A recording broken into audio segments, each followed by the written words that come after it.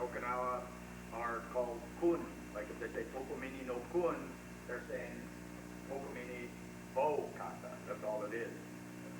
So some people say bo tokomini no kun. You're saying bo twice or six twice. So the correct name is they still, not require we use a Chinese name, but they still associate a lot of the martial arts with karate, with China. Remember, the old name in karate itself meant China hand. Later on, it was changed when Japan went to war with China. They didn't want to be affiliated with China, so they changed karate to mean what? Empty hand. Right? So we still use a lot of Chinese terminology. But the Okinawans do not do the bow the same way as the Chinese. Okinawan bow is tapered, generally tapered, like this. And if you see original ones, they were normally used for what? Tearing things. And they had a little hook on it to keep things from falling off. You couldn't use a bow like this. You know, people say, well, this is original, yeah. But they had a what? Little hook on it. And then later on, if they had to fight, they just took it off and then they'd use a taper bow. So the Okinawan bow was tapered, more springy. Today now they use what? Solid woods, heavy woods. So I'm just saying it's different. The length of the bow, everybody says it's 6 foot bow or 6 foot stick. Wrong again. It is in proportion to height. How do you check the height of it? In other words, a guy 6 foot tall, 6 foot 6 is not going to use a 6 foot bow. He's going to use something a little bit more than 6 foot. How do you tell the length? What you do is you take that bear or your bow, and then it's 2 thumb lengths above your head. So this one's a little long. So you take 2, what do you do? 2 inches. Remember I said everything is in proportion to what? Your size. So I'll put a level across here, and then 1, 2, and then that's approximately right. Doesn't mean you have to saw the thing off or anything. It just says that's the standard. This is only the point of reference. Some people will want a longer bow or anything like that. Just like in the United States Marine Corps, we take a sword and we fit it. There are 30-inch swords, 32-inch swords, 28-inch swords, and everything. And how do we check it? We take the sword, we put it up to the side, and it touches the earlobe. If it comes higher than the earlobe, we get a shorter sword. So that's it. So weapons change. When we go to any weapon, it always changes. So now you understand the length. The Okinawan bow is used 3 parts. The point and the butt. If I have both thumbs, we'll just say, okay? If I've got both parts here, and this is just the butt, this is the point. If I've got both thumbs stay there, well then we take a little bit more. Right now we're just talking about here. So the 3 areas are number 1, point, the middle, and the butt. Just for simplicity's sake here. Long range, it is used in different ranges. Long range, then we come out here. We've got the length of what? That reach right here. Here's the target. We've got that. So that's the long range right over here. All right. Now we've got here middle range. We've got this here. Closer range, we've got this. Or when we say with slashes, we're over here, right?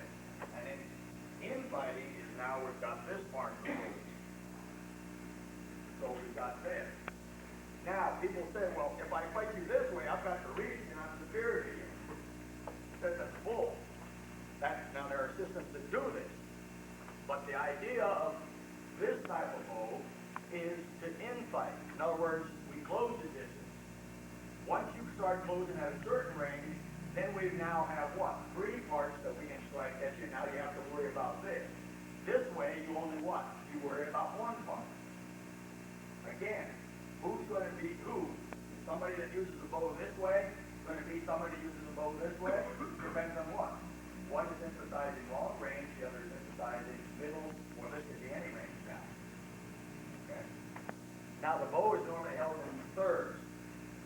Matter of fact, what we do is, for when I teach beginners, I always put a stripe on their red tape or something so they know it's thirds. That's the hardest part to get a hold of. Right? Now, on Okinawa, again, I'm only talking about Okinawa. Bows are normally taught left-handed. So you start off left-handed, and then you're superior left-handed. That's all it is. In other words, I can't do a right-handed, well, I can, but I'm better left-handed. Because what? That's what I learned. Okay. So now we'll just get into a basic stance. Right foot forward. Now it could be if you're, depends on your school, your system, and all this. We're just getting into a general stance here.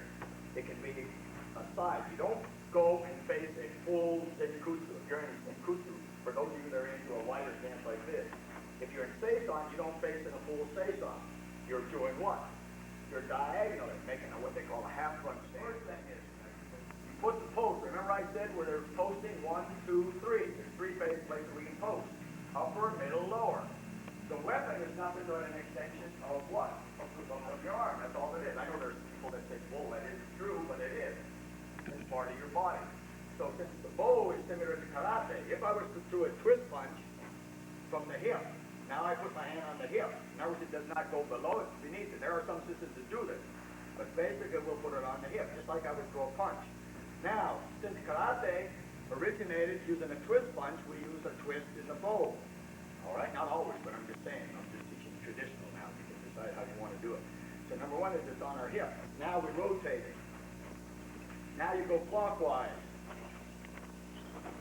Now there's a second method, counterclockwise, and it comes under the armpit. See here?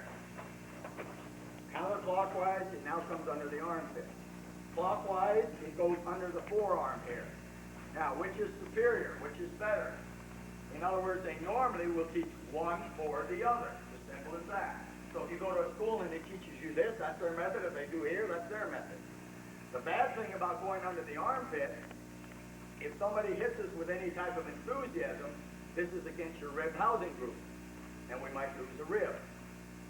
Since most people learn this and they never go heavy bow to heavy bow, and that never happens. But the first time it happens, you kind of switch to this method. Now what happens, this is against the forearm. Now if they hit this, it doesn't go up against the muscle, actually against the muscle. So then it becomes stronger. So you have both. Now just try it a little bit. Now the first thing is, this bow, whoever handed me this bow, is unstacked. Totally unstacked. Number one is you polish this thing. You sand it. This one here, I don't know what, you hear all that squeaking stuff? You want this thing completely sanded. You take any bow you got. Any bow that's got varnish on it, you take that varnish off. I know they all sell them with varnish. You get rid of that varnish. The bow has to breathe. Then you put a coat of oil on it. What kind of oil? Boiled linseed oil with turpentine will help polish it. Lemon oil, tongue oil, any good oil. You want the bow to soak up the oil. That way it doesn't split on you. Okay? It doesn't break. In the United States Marine Corps, we used to have wooden stocks. And what did they do? Anybody who was in the service? We had to polish them and keep putting oil on them. Because if they were dried out and we fired around, we cracked our stock. So that's the first thing. You have to take care of this weapon, take away all that dog and deal. If you hear it squeaking and that, then you're going to cause blisters and everything. So you want it smooth. All right? You keep oiling, you always do that periodically. So, now we got it. So if you get blisters and that, it's because you have what? Because you've got lacquer on it, or you didn't take off that sticky stuff or anything like that. It's nice to have a little talcum powder to use on your hands also. In Okinawa, what they do is when they go get ready there, if they're not carrying talcum powder, they just take the hand and rub it on the dirt and it takes the sweat out there. Okay? So now we got long thrust. And either one is correct. It's just one. One under the armpit. I myself prefer it on the outside, just like here. All right? Now, when we do it, this is the way we're going here. Okay? Now, just try that a couple times. Right from the hip. Okay? Now, a common mistake. And some of you are doing it, you watch your partner. A common mistake is like a shotgun, pumping. The point is going nowhere. I'm bringing this back. It's wrong. This stays here and this goes forward. You see? So now hold that hand right there. Do not move it. Leave it slightly open right here. And now bring your left hand forward. There we go. Good. Don't open this because it pops out. In other words, you hang on to this. But it's loose. It's firm. If I hold the bird and I choke the bird, I kill it. If I hold it too loose, the bird gets away. So you have to hold it firm, but what? Not tense or anything like that. So that has to slide. It has to be solid enough to take a blow if I try and knock your weapon out. Okay? The second method is force thrust. You bring it here. Bring your right hand. Bring your right hand right here. That's only as a point of reference. This solar plexus. So here, okay? Left hand goes behind. This is approximately even or slightly below your throat here. In other words, you don't want it pointing up here.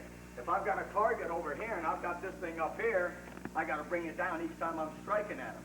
So what I want this where it's pointing toward him so he sees very little of the weapon, you see here. Now, if he attacks or anything like this hand is still what?